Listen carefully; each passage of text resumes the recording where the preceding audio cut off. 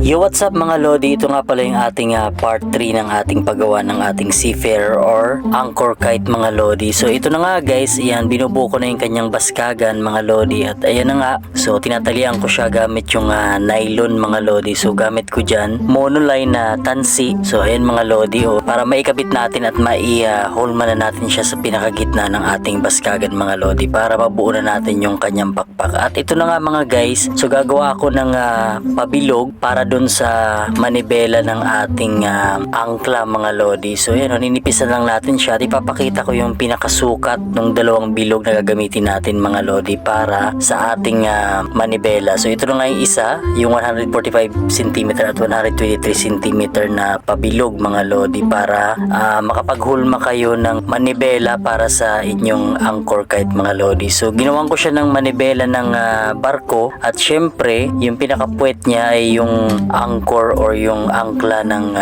barko mga Lodi. So yan panoorin nyo mga Lodi kung paano ko siya binuo at yung pinakamalit na bilog, so ginamit ko dyan ay tire wire mga Lodi para mas okay kasi mahirap na kasi bilugin kapag kawayan pa yung gagamitin mo mga Lodi. So ito na nga yung ating part 3 ng ating paggawa ng ating seafarer. So abangan nyo yung part 4 mga Lodi. So yun.